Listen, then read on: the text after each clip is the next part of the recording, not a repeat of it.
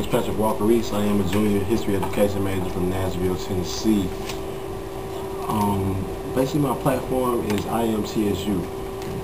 This was something that I came up with about 2 years ago, and it's basically an accountability campaign. And initially it came with I am TSU because it's catching, you know what I'm saying, you think about it. But I think the reason that student leaders and even people like yourselves conduct themselves the way that they do is because you truly understand that you are TSU. When you all go to the meter and your different conferences and things, all those people know about Tennessee State University is what you present. When we go home to our various towns and cities, all they may know about Tennessee State is what you present. And the same as from faculty, administration, all the way down, if you go to financial aid, you come here with your mother, and the lady in financial aid gives her a bad experience, that's all that she's going to know about TSU.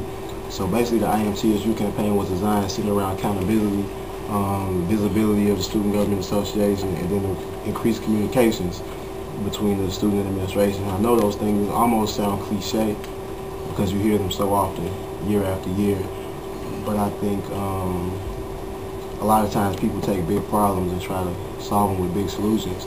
But a lot of problems with student government can be solved very simply by simply increasing our visibility so people can relate, they know who it is. Hey, that's a student government member. Hey, that's a student government member. That automatically increase communications.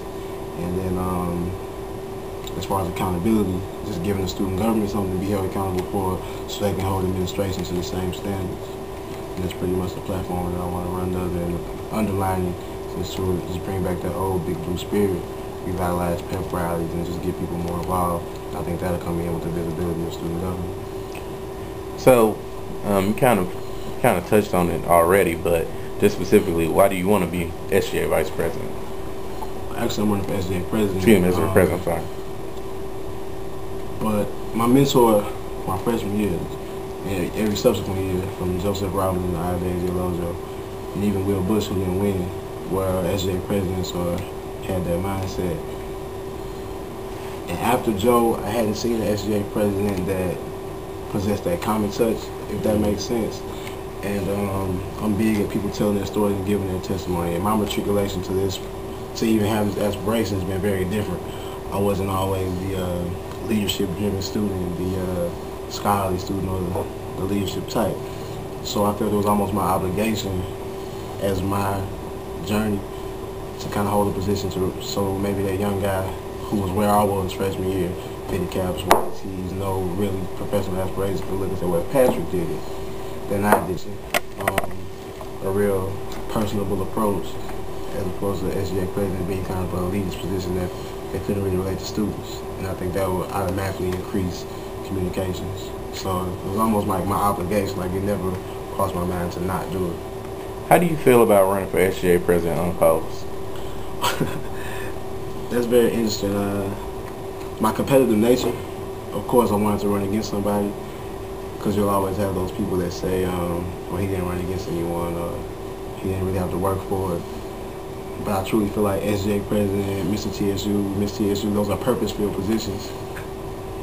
And you have to have a self-purpose where you can run for them. And I feel like me knowing my freshman year that I was going to be, or wanted to be SGA president, it aligned with my purpose.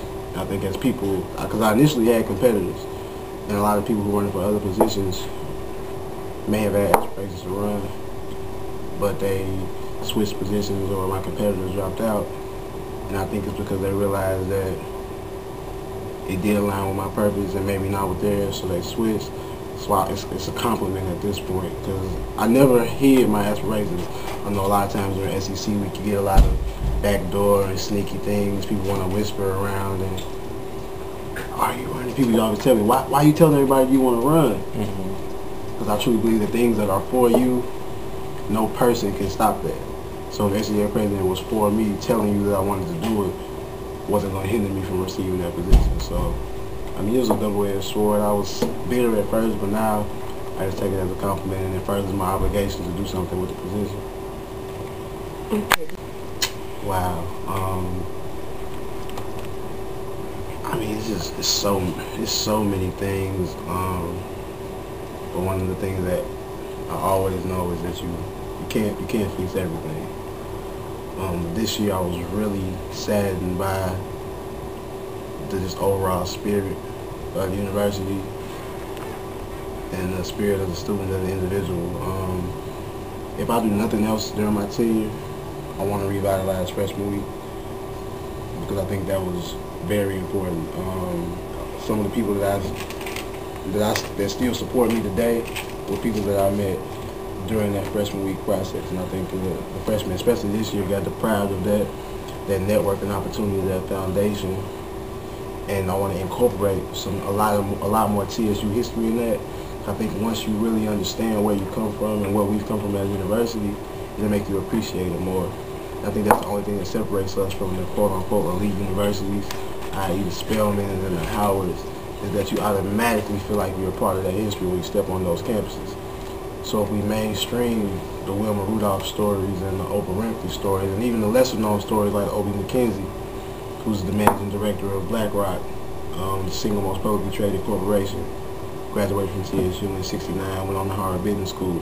So if the average student, not the non-student leader, felt like he was a part of that history, I think it would hold itself to a higher standard. So if we can do that through freshman week, I think my tenure will be a successful one if I did nothing else but that. Are you a member of the SGA right now? Yes, I serve as a rep at large. Okay. Are there any referendums or changes that you propose as a rep that you will be able to implement as president? Referendums that we've proposed. Well, the last one that we proposed was getting the class presidents as members of the House of Delegates, just to try to increase that connection. I personally, and I don't even know how this will be received, I think the rep at large positions are a waste of time. I want to do away with them as a whole, especially as far as accountability goes. Can you give an explanation? More detail? I've been on student government for 2-3 years, and none of the people I meet can give you an adequate explanation of what a rep at large is supposed to do. I'm sure if you ask 10 of them, they will use the word liaison, and they will say that they're supposed to serve as a liaison between the students and administration. And as a president, if you have nothing to hold the people accountable for, it almost hinders your power. So my desire would be to take the class off positions from secretary all the way to president and make it increase, because if you're the junior class president or the sophomore class secretary, you automatically know what you're supposed to do. So now as president of the student government body, I have something to hold you accountable for. And then if we have a student government vice president, then you have somebody to report to. And it just basically gives it a whole line of accountability instead of having 14 reps and telling that your job is to represent 9,000 students and be a liaison. So that's probably the only thing. It's done well by the people who desire to do it. Rep at large gives you a position to do amazing things, network with administration, and make things happen. But if you don't have that desire coming into the position, there's nothing about the position that makes you accountable for that desire, if that makes sense. Do you know the alma mater? Do I know the alma mater? Honestly, I do know the first verse. The second verse I get sketchy with. I knew it at one point when I was in the engineering department working with Risa. I made it a point to learn it after one of the Miss Tennessee State debates when the candidates